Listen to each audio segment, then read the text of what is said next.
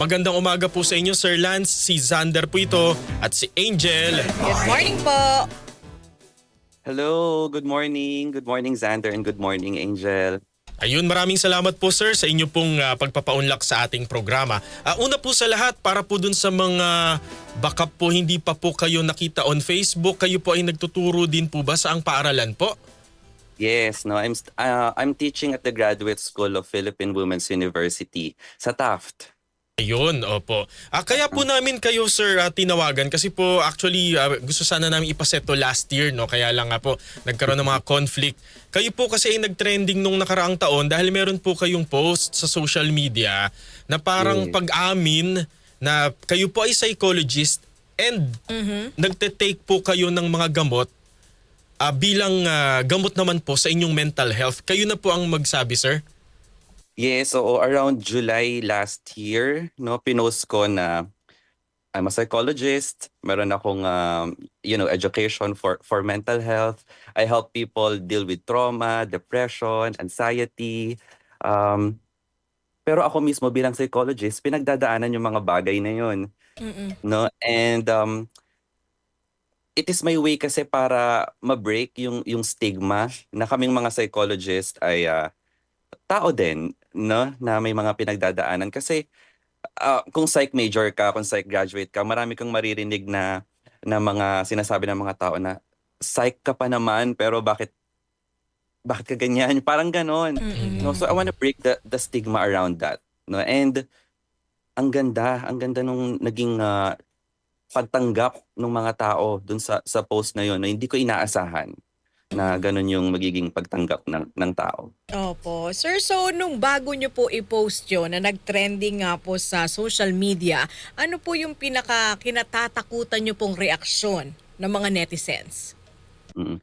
Actually, may mga nagsasabi sa akin na nung na-post ko na, no, na bakit mo pinost yun? Baka mawalan ka ng pasyente. O baka mawalan ng tiwala sa'yo yung mga pasyente mo. No? Yung concern nanggaling after ko i-post, not before i-post. Kasi nung before ko siya i-post, my intention was to, yun nga, to break the stigma around um, yung mental health struggles ng mga mental health professionals, no? So nung after ko i-post yon and narinig ko yun sa iba't ibang tao, dun lumabas yung concern na oo nga baka mawalan tiwala sa akin yung mga pasyente ko or baka hindi na nila ako i-trust Pagtiwalaan. for mental health. Yes, kasi nga ako mismo ang pinagdadaanan tapos lalapit sila sa akin. Pero ang nakakagulat ang ganda na naging reaction talaga, no? And dumating ako sa point na I have to turn off my ads on Facebook kasi ang daming nag-reach out sa akin. Na fully book ako for the month of July nang wala pang kalahati ng July. Ganun Opo. kaganda yung naging reaction. Opo, yung post po ninyo, yung picture po ninyo na kayo po ay merong tinitake na gamot. Pwede pong Yes. malaman po kung okay lang sir, ano po yung mga gamot na yon at para saan? Yes, yung gamot mismo dun sa picture na yon, it was an antidepressant. No? Kasi ang antidepressant, um, gamot siya for anxiety, no? Hindi lang for depression. And I was diagnosed kasi with generalized anxiety disorder and major depressive disorder before pa ako maging psychologist.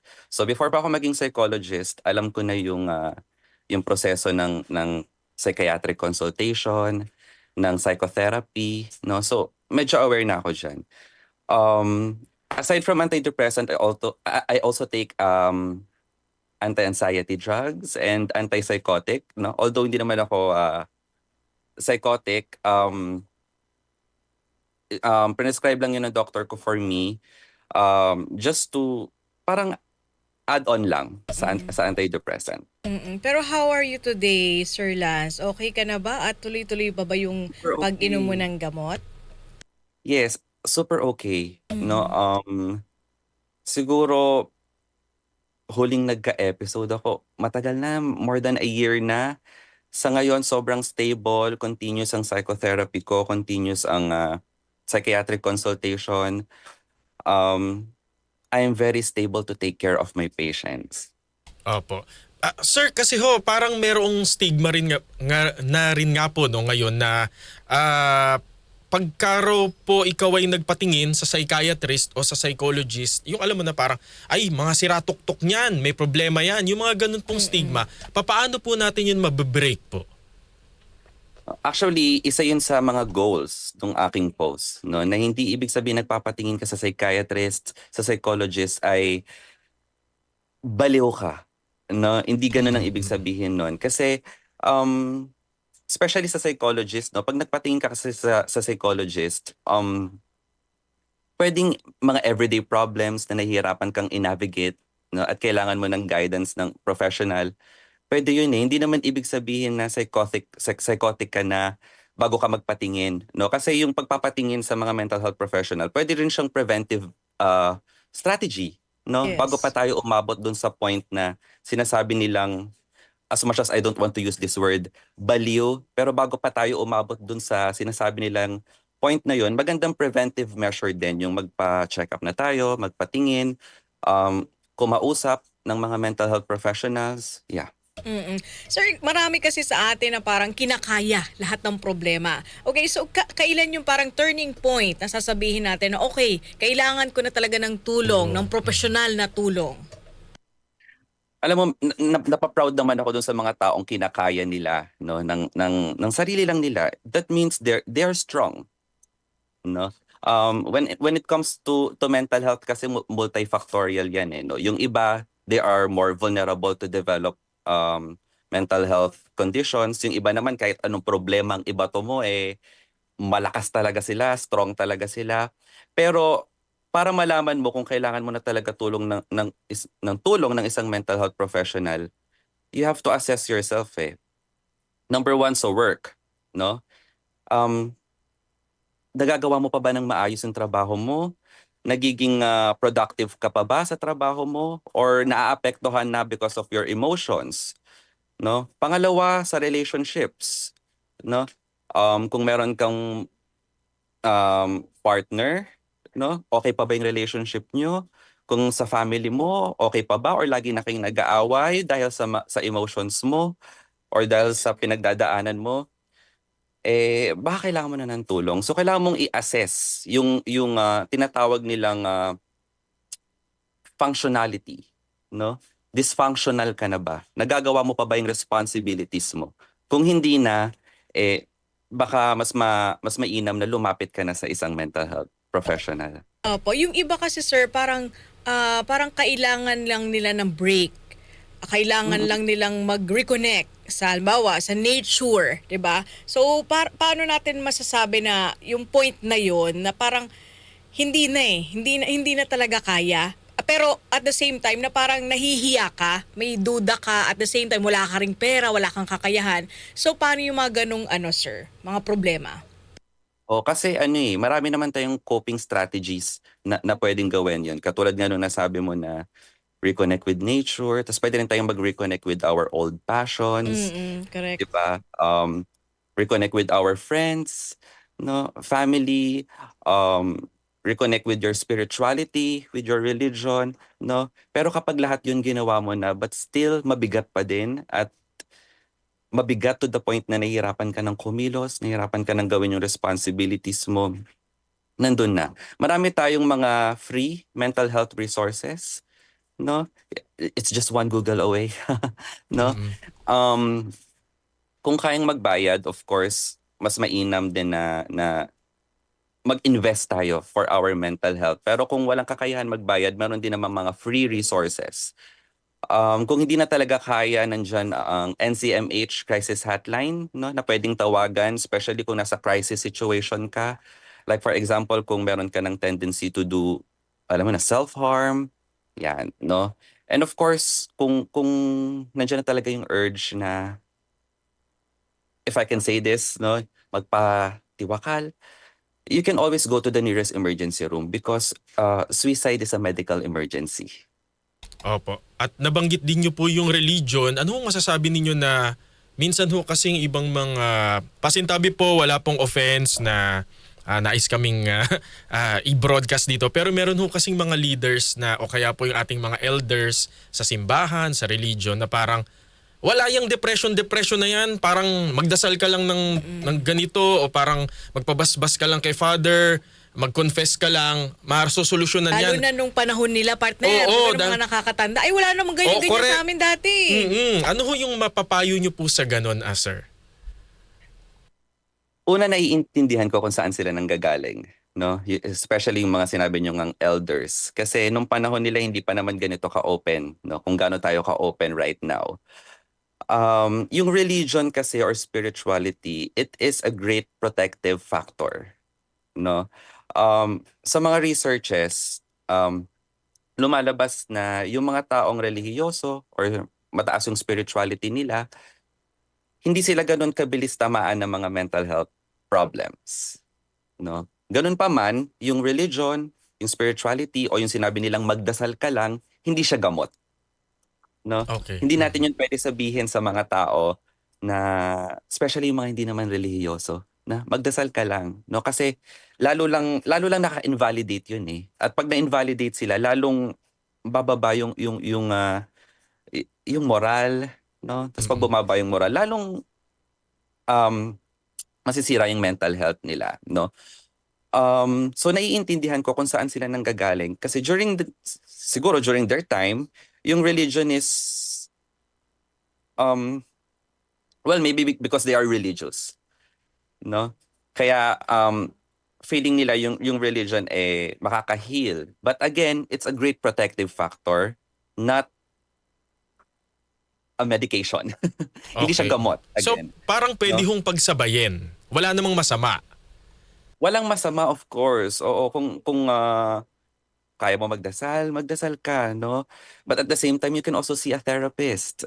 You can also see a psychiatrist. Walang masama doon. And I think ano pa nga ini-encourage pa nga yun kasi 'di ba? I think you talk about this before, Opo, dito Sander, sa aming programa po. the biopsychosocial spiritual approach, no? Nasa when it comes to mental health, lahat 'yon inaatake natin. Biological, psychological, social, as well as spiritual. No, kasi nire-recognize natin ngayon 'yan kasi nga may mga researches na lumalabas na malaki siyang tulong, especially as a protective factor. Opo.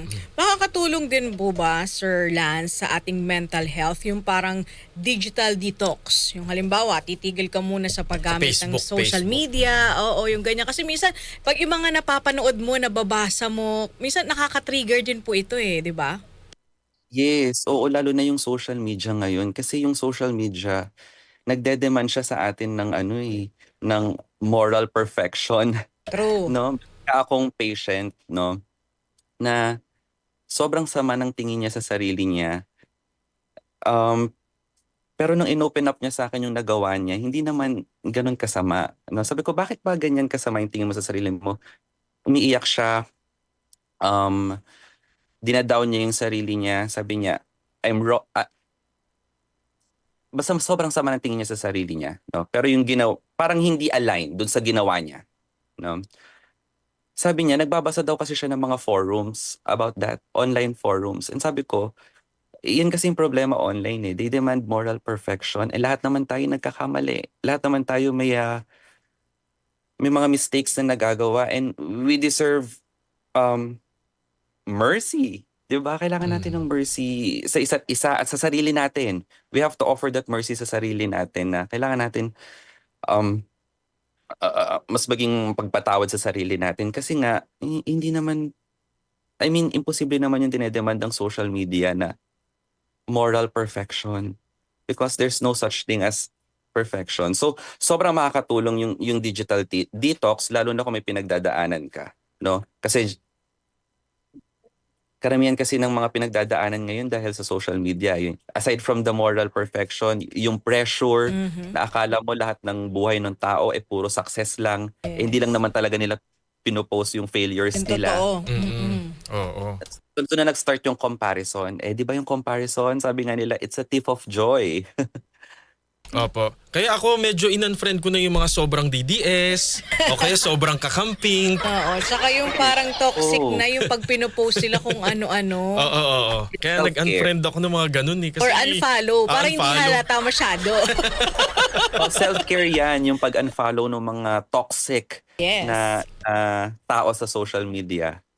Opo. Sir, although we recognize po no, yung mental health, mental issues, pero babalik ta rin ko lang po yung tanong.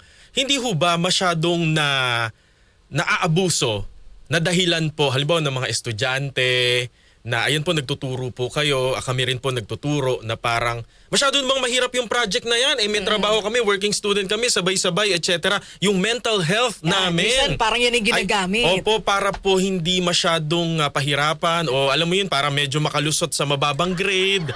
Ano pong masasabi niyo May po doon? hugot ka ba, partner? Professor Olegario.